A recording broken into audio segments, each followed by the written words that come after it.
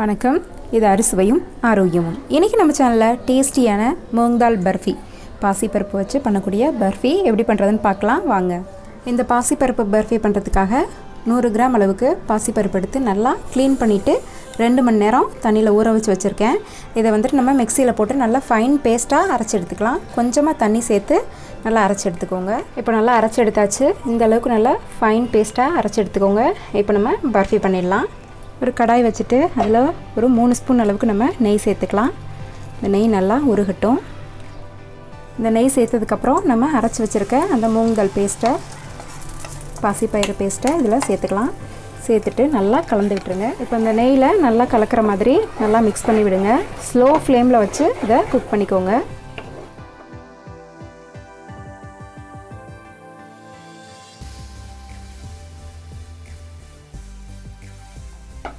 இதை வந்துட்டு நல்லா வதக்கிக்கணும். இடையிலே கொஞ்சம் கொஞ்சமாக நம்ம கீ விட்டு இதை நல்லா வதக்கிக்கலாம். இப்போ இதில் ஒரு ஸ்பூன் அளவுக்கு திரும்பவும் நம்ம நெய் விட்டுக்கலாம்.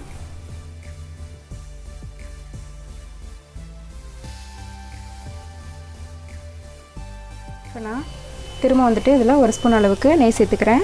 இப்போ இதை நான் வந்துட்டு ஒரு 5ஆவது தடவையாக இதை திரும்ப நான் சேர்த்துருக்கேன். 5 ஸ்பூன் நெய் எக்ஸ்ட்ரா இப்போ சேர்த்துருக்கேன். ஃபஸ்ட்டு டைம் சேர்த்தது இல்லாமல் இதை சேர்த்து நல்லா கலந்துடலாம். இது நல்லா நமக்கு இந்த மாதிரி சின்ன சின்னதாக உதிர்ந்து அப்படியே பொடி பொடியாக அந்த மாதிரி வர்ற மாதிரி வரணும். இது வந்துட்டு நம்ம ஒரு 10லேருந்து 12 நிமிஷம் வரைக்கும் நம்ம இதை வதக்கணும். அப்போ தான் இந்த பாசிப்பயிரில் உள்ள பச்சை வாசனையெல்லாம் போகும். நமக்கு டேஸ்ட்டும் நல்லாயிருக்கும், வாசனையும் நல்லாயிருக்கும். அதுக்கப்புறம் இந்த உதிர்ந்து வருது பார்த்திங்களா, இந்த மாதிரி வர வரைக்கும் நம்ம கொஞ்சம் நெய் அதிகமாக சேர்த்து தான் பண்ணணும். இன்னும் நல்லா உதிர்ந்து வரணும். இது அந்தளவுக்கு கிளறிக்கலாம். ஸ்லோ ஃப்ளேம்லேயே வச்சு குக் பண்ணுங்கள்.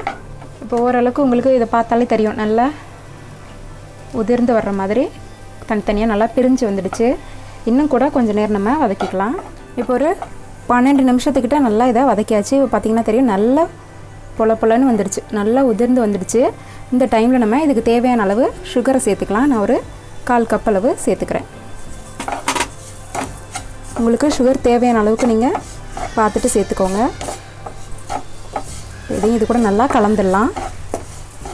சுகரையும் சேர்த்து ஒரு 3-4 நிமிஷம் நல்லா வதக்கியாச்சு. இந்த மாதிரி நல்லா உதிராக வந்துட்டு சர்க்கரையும் நல்லா கரைஞ்சிடுச்சு. 100 ml அளவுக்கு பால் வந்துட்டு நல்லா காய்ச்சி ஆற வச்சுருக்கேன். இதில் 2 ஸ்பூன் அளவுக்கு பால் பவுடர், இதையும் நம்ம இதில் சேர்த்துக்கலாம். பால் பவுடர் வந்து ஆப்ஷனல் தான். இதை கலக்கும்போது இன்னும் நல்லா க்ரீமியாக நல்லா திக்காக இருக்கும், டேஸ்ட்டும் இன்னும் நல்லாயிருக்கும். இப்போ இதை வந்துட்டு நல்லா பாலில் வந்து நல்லா கலந்துக்கலாம்.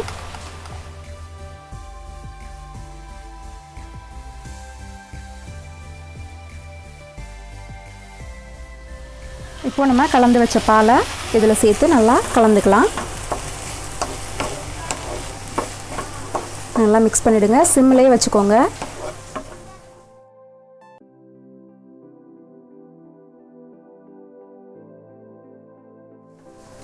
பால் சேர்த்ததுக்கப்புறம் இந்த மாதிரி நல்லா வதக்கிடுங்க.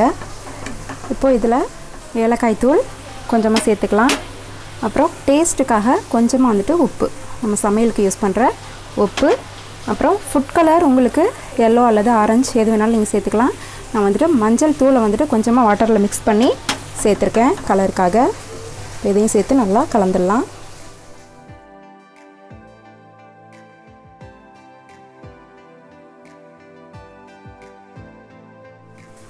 இப்போ இது நல்லா ரெடி ஆகிடுச்சு. பாத்திரத்தில் ஒட்டாமல் வந்துடுச்சு இல்லையா. இந்த டைமில் நம்ம அப்படியே வெளியில் எடுத்து ஒரு பிளேட்டில் போட்டுட்டு ஆற வச்சு அதுக்கப்புறம் நம்ம பிடிச்ச ஷேப்பில் கட் பண்ணிக்கலாம். ஒரு பிளேட்டில் வந்துட்டு நெய் தடவிட்டு அதில் இதை கொட்டி அதில் இந்த மாதிரி அழுத்தி விட்டுக்கலாம்.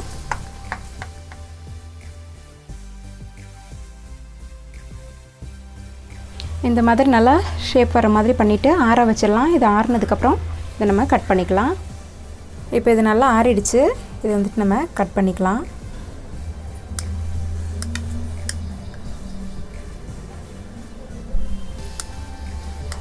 நீங்கள் இதை வந்துட்டு நல்லா உருண்டையாக உருட்டி அந்த ஷேப்பில் கூட பண்ணிக்கலாம்.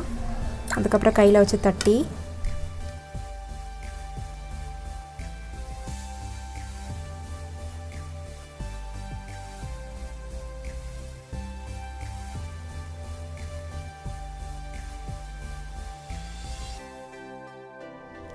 அவ்வளோதான், டேஸ்டியான பர்ஃபி சூப்பராக ரெடி ஆகிடுச்சு. நீங்களும் இதை ட்ரை பண்ணி பாருங்கள். இந்த வீடியோ உங்களுக்கு பிடிச்சிருந்ததுன்னா மறக்காமல் எங்களோட சேனலை சப்ஸ்கிரைப் பண்ணுங்கள்.